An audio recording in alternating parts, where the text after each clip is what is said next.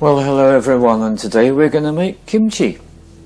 So I've got pretty much everything set up here to do the work. I've got a couple of things I'm going to be adding when it gets to the right stage.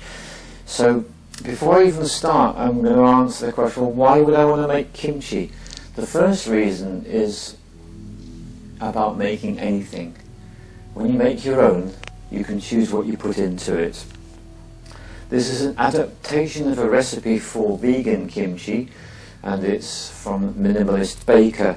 So I took that recipe and I did it faithfully for the first couple of times, and I had a very good friend come around and he suggested some modifications, and since then I've adapted and adapted until it is what it is today. So it's much more simple than the recipe in Minimalist Baker, it's much easier to do, and it's proven to give consistently great results. So the first thing I'm going to do is to ignore the main ingredients and to go straight into making the aspects of the sauce. So the very first part of the sauce I'm going to make, and I'm going to use the NutriBullet to do the blending operation. I'm going to start off with 30 milliliters of tamari, which is the name for the soya sauce, which has been fermented from the traditional ingredients for a decent length of time, and I'll add that to my vessel. I will add to that 60 milliliters of warm water, and to that I will add 60 milliliters of freshly prepared pineapple juice. So I just made this in the juicer. So those are my first liquids. To that I want to add 25 grams of raw honey, and this is the way that I'm going to do it. It's great when you've got a set of scales, because I'm going to set the scales up.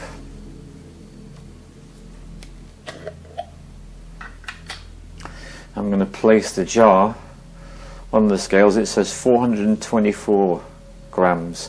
So if I want to get 25 grams, well, I need to end up with 399. So it's 424 grams. Now I take off 25, we give me 399. So what I'm going to do is pour a little bit in like this.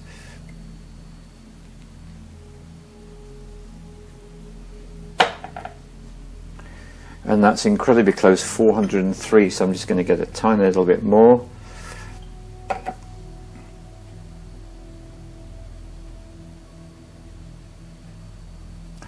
That's good enough for me. So that's my 25 grams of raw honey. So those are my liquid ingredients of this sauce. So to this I'm going to add the following ingredients. I'm going to be using ginger, 18 grams of ginger, so I'll deliberately cut more than 18 grams because I'm going to peel it. So I will now peel off the outside until I end up with 18 grams, which I weigh on the scales. So there's my ginger. Now I've got the turmeric on the scales. I'm going to peel that as well, and I'm going to cut them both up. Not terribly finely, because the NutriBullet's going to do most of the work.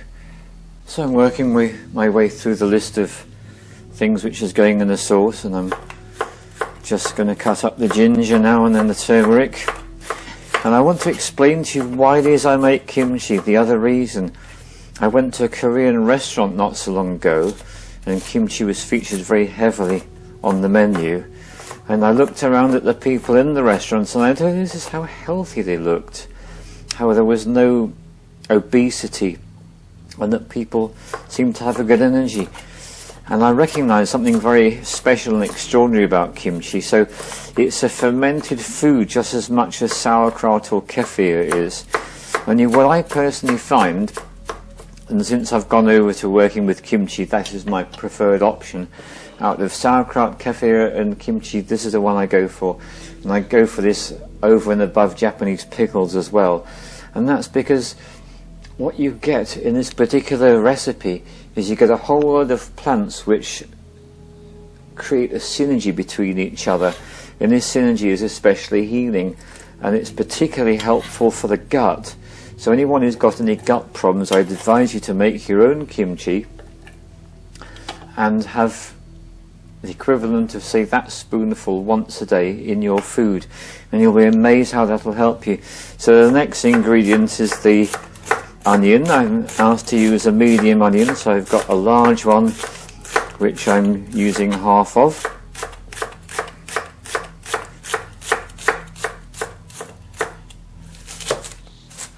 I'm cutting it up fairly roughly because, again, I'm having the benefits and the advantages of a NutriBullet to finish the job for me, so that goes in as well.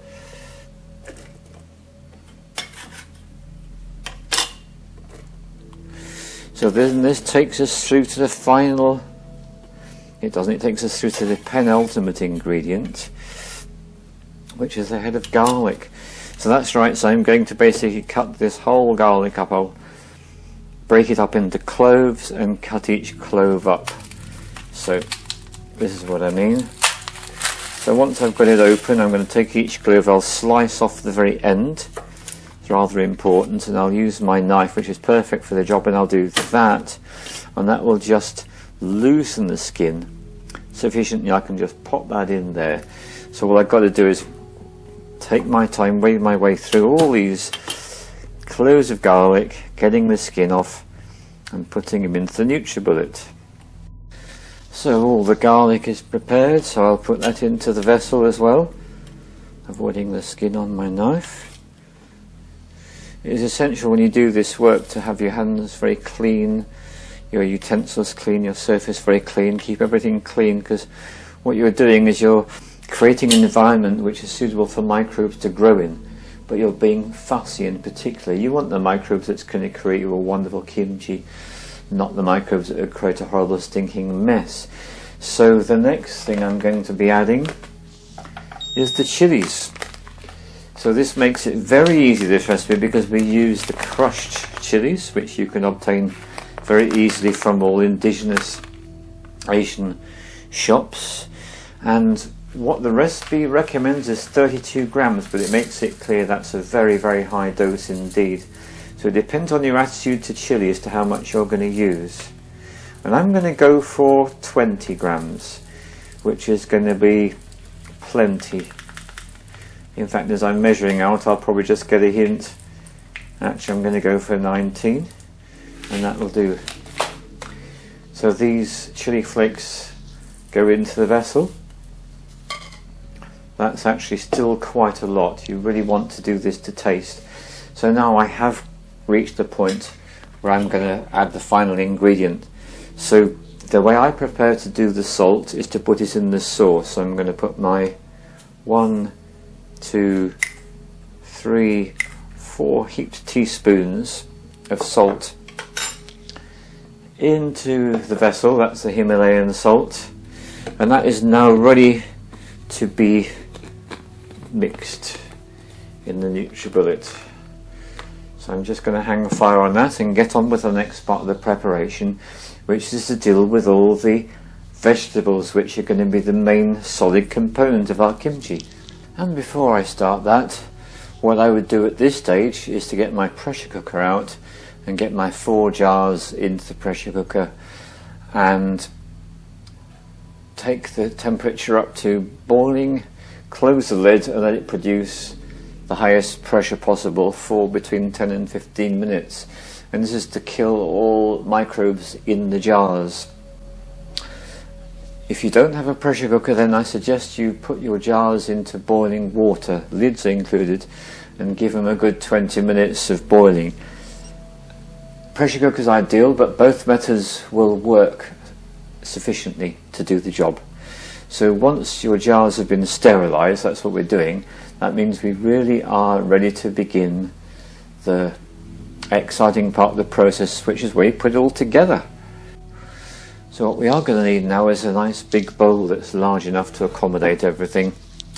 So you can use any kind of cabbage. I've used Chinese cabbage, Savoy cabbage, January King cabbage. This is a hispy pointed cabbage. I'm going to take the very outermost leaf off and reject it, and I'm going to use all the rest. So This cabbage has been washed already, so what I'll do now is to cut it first of all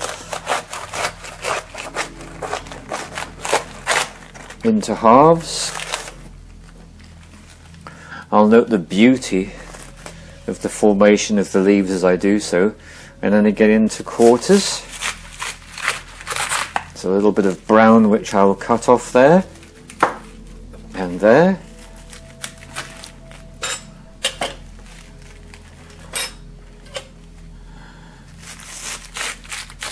And again here.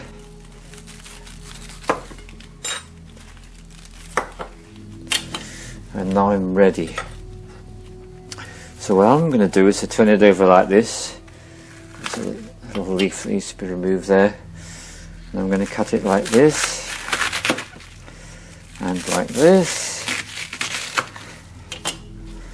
And now I'm going to cut it as finely as I can all the way along the length of the cabbage. So I'm ending up with some very finely cut cabbage because it's a very strong sharp knife I'm using. I'm making sure that my fingertips are pointing away from the knife. And I'm just going to continue doing this until I got all of my cabbage cut. And I'll put it into the bowl. So I've cut up all my cabbage and ended up with a considerable bowl full there. You can see why I need a large bowl. So to that I'm going to be adding a couple of carrots.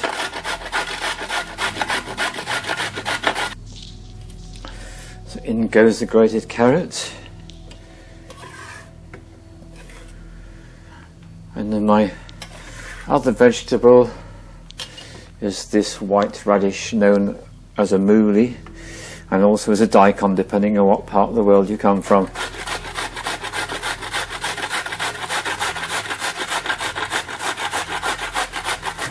So here's a couple of secrets about kimchi. This pineapple juice is very nourishing for the liver, and this radish is also very cleansing for the liver. So that's radish done. So by the time you finish preparing the vegetables, you really do have a lot of material in here. There are other vegetables you could add. You could add red pepper, you could add onion, you could add leek, and one particular kimchi batch I made, I added wild garlic, and that's actually what it looks like with the wild garlic. It gives us a different colour altogether. Phenomenally good stuff when you can get hold of wild garlic. But your basics is your cabbage, your carrot and your radish. So what I'm going to do next is I'm going to blend up the mixture in the NutriBullet and make a lot of noise.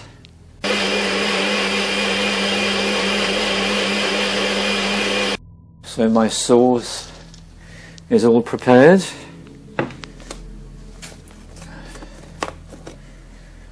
What I'm going to do before I add it is I'm going to use a pair of chopsticks and just mix the vegetables in the bowl a little bit,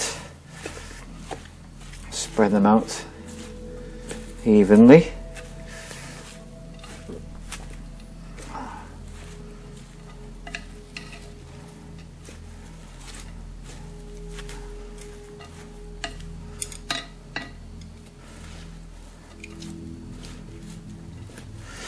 And so I'm ready to add the sauce.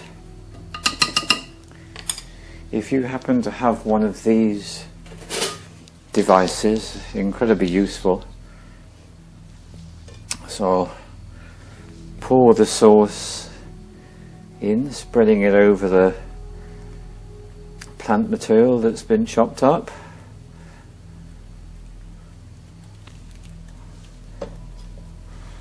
Scrape out every possible scrap.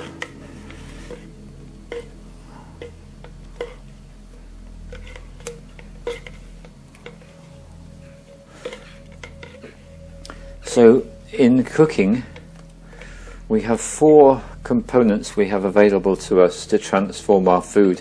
Cooking is a form of alchemy. So the 4 forces we have available are salt, fire, time and pressure. The one that is least used is pressure, and we're actually going to be making use of pressure apart from having sterilizer jars, because what I'm going to do next, I'll just scrape off the remnants from here as well. Get every bit that I can in there.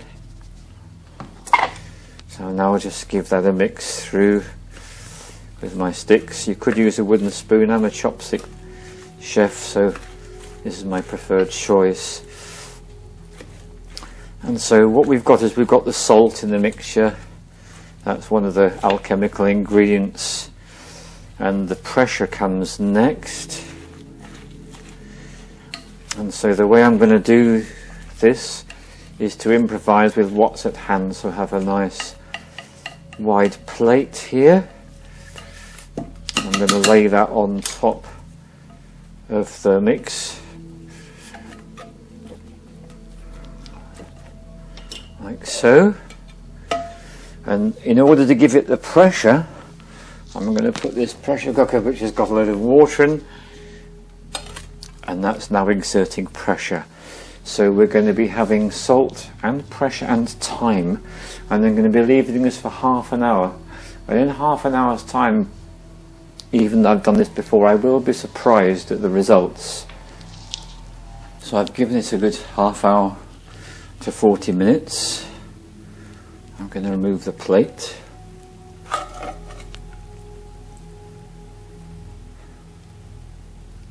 And what's happened in the meantime is that the liquid has been drawn out of all the plant materials. And that's the salt doing that.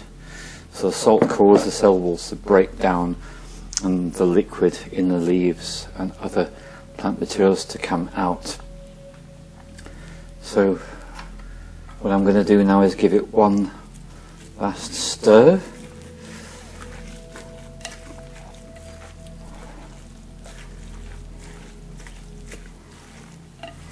And all I have left to do now is to put it into the containers.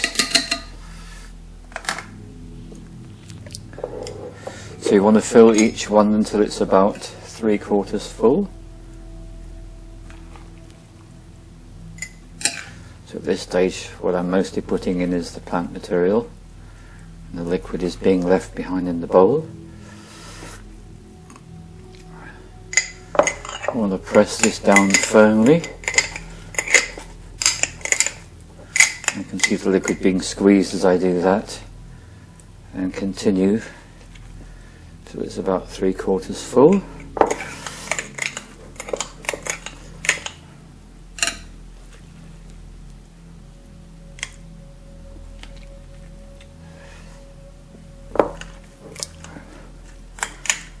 And I've got to the point there, and as soon as I've done that I want to put the lid on and carry on filling up the remaining jars.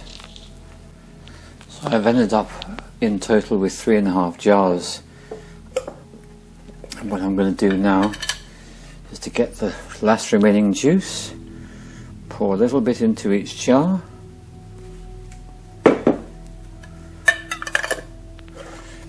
and when I've done this I'm going to press the materials down yet again.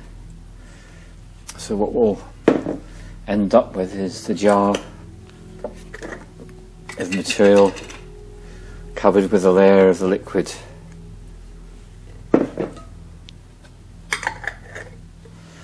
And because one jar is not going to be full, I need to bear in mind that's the first one I want to actually consume, and to save the fuller jars for later.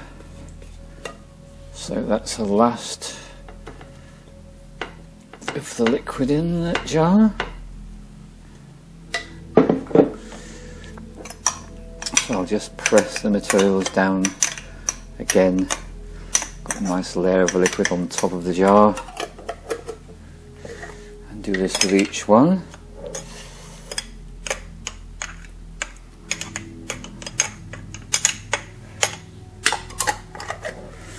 And then what I need to do is to put the jars away into a cool, dark place. Now, the fridge is not recommended. That's going to be too cold. So somewhere warmer than the fridge, but only just a little bit warmer would be ideal. Right, so they're all pressed down. So this really is the moment, so I'll make sure each lid is reasonably tight. Like so. I'll put them away. Now the minimum length of time is 2 days and the maximum is 21 days. And I find what works perfectly for me is to actually leave them in a cool dark place for 4 days. And then I'll take the jar and open it up and have my first taste. And here's the thing about kimchi. It tastes not like anything else you've ever tasted in your life, unless you've tasted kimchi before. The huge advantage of making your own is you can add the extra ingredients. For example, turmeric is not generally used, but has an incredible beneficial effect on the overall product. So what you've got here is gut medicine, because the fermentation process and the alchemy of the plants, plus the salt, plus the pressure, plus the time, is creating something very medicinal for the gut. And because of the brain-gut connection, if it benefits the gut, it benefits the brain too. So we put them away. I'm going to leave mine for 4 days, and then it'll be time to have my first tasting. And then once I'm happy with the length of time, I then put the jars into the fridge, and what will happen is they will continue to ferment very slowly indeed. And that means that it won't go too far in the fermentation process. And you will notice when you open the jars, there will be a few bubbles rise to the surface. Now, let me just point this out. Having done everything I've done, there's a little bit of space in the top of the jar. And the reason for that is this will expand as it ferments. So it used to fill the jars all the way to the top, and when I took the lid off, the stuff was spurt over the side. So having learnt my lesson, I fill them just to this level so that they can continue to expand. So that's it, that is your kimchi. And it's great to serve as a traditional dish, which is kimchi fried rice. You make fried rice the way you would normally, and turn the heat off, add the kimchi so you don't actually kill any of the beneficial microbes in there. Stir it up and serve it. And the other thing you can do is you can serve this as a garnish or accompaniment to any meal. So just a nice dessert spoon full of kimchi on the side of the plate or the bowl, and you've got a really great gut brain medicine. Thank you very much. So here we are 4 days later, and time to have my first taste.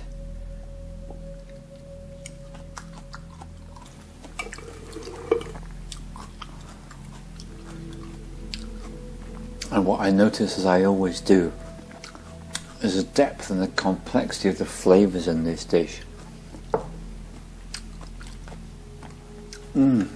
Stunning. I like everything new when it comes to tastes and flavours.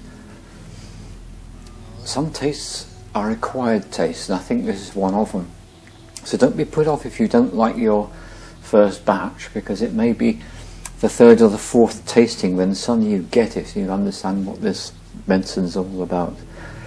So I wish you all the enjoyment in your kimchi adventures. And remember, you can add different plants, different vegetables and go in there, herbs. The sky's the limit. The only limit actually is your imagination. Thank you.